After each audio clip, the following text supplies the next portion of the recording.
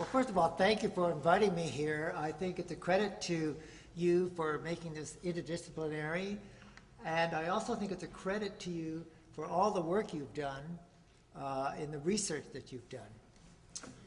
I've been in family practice, well, I see Al Gordon up there. Al Gordon and I were same classmates a long time, and so we don't want to know how long, right, Alan?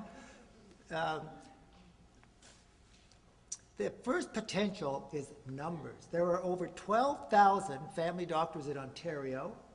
There are over 30,000 family doctors in Canada. And we are licensed by something called the College of Physicians and Surgeons. And you are licensed by province. So we are licensed by the College of Physicians and Surgeons of Ontario. So Alan and I got our license a long time ago. He's a specialist. He has to meet certain standards. Now, what would you think I have to do to keep my license as a family doctor in Ontario? Absolutely nothing. Keep my nose clean, keep my license. Now, that's about to change. And it's about to change because of the government. There had to be legislation for this, and the government passed the legislation last year, and it's something called revalidation. And it looks as if family doctors are going to have education to keep their license. But the education has to come in two forms. The first form is what we call knowledge transfer. That's just giving you information. Okay, that's just making you smarter. But the purpose of CME is not to make a bunch of doctors smarter. The purpose of CME is better patient care. And that's the second part of good CME. And that is something called knowledge translation. How does it affect your behavior as a doctor? And I would think all the wonderful research we've heard about tonight, and I congratulate every one of you, you're really on the cutting edge and doing very important work. And as a family doctor, I can't wait for some of that to get from the research table to the bedside. I told Dr. Picard as he sat down, I said, I'll send you a bunch of my fibromyalgia patients, please. We need help that we can have for you people to bring us information as family doctors. I decided to put it into three categories: who, how, and what should the message be? So you may think the who is pretty simple, family doctors. But we don't practice, or you don't find many solo practitioners anymore. In fact, I predict the day of the solo practitioner will soon be over. We practice in something called teams. And so I think it's important that we think about educating nurses, nurse practitioners, physician assistants, audiologists, dietitians, but I'm going to toss one more out to you: the consumer.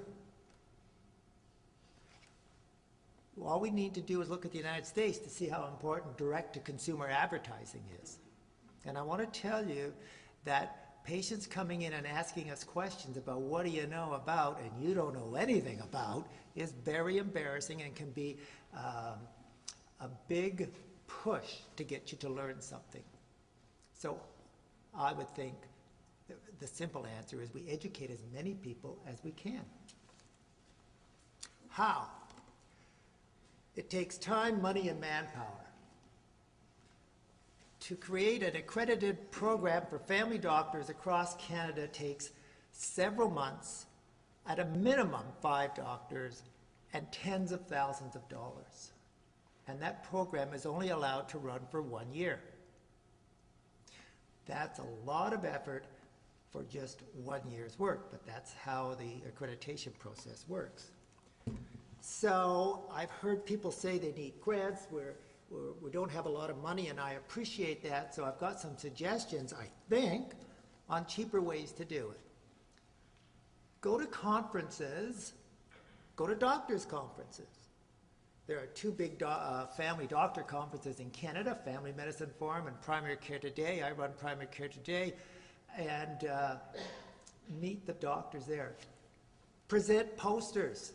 Present posters of your research. go to rounds. You've got the academic hospitals right down the street here. Present your findings at those rounds. I suspect that's already being done. The next step is go to the periphery. I talked about taking the message directly to consumers. How about tear-off sheets in waiting rooms? There's a company in Montreal that every 3 months produces posters for family doctors' waiting rooms with tear-off sheets. You have to get the clinics or the doctors to agree with it, but you can do it. What about closed-circuit TV in waiting rooms? We know there's closed-circuit TVs in some clinics now, and there can be it's basically information. They're not infomercials, they're information, but I would think what you're presenting here is informative enough. Thank you, Lee. And now, what should you do? Well, I'm just going to toss out a concept here, and I'm not going to give you answers. But think about the ideal, when I made this up, the ideal medication, and let's just say the ideal therapy. Is it effective? Do you have good studies, randomized control trials to back it up? Is it safe? Is it tolerable? You heard the phrase, that music makes me sick. Don't want that. Is it natural? Or is music manufactured? Is it reliable? Is there an antidote to bad music? Is it cost effective? And finally, is it easy to use? Can I, as a family doc, just prescribe this, or do I need to send them to a music therapist? So, food for thought. Thank you for inviting me here, and thank you for a very good evening.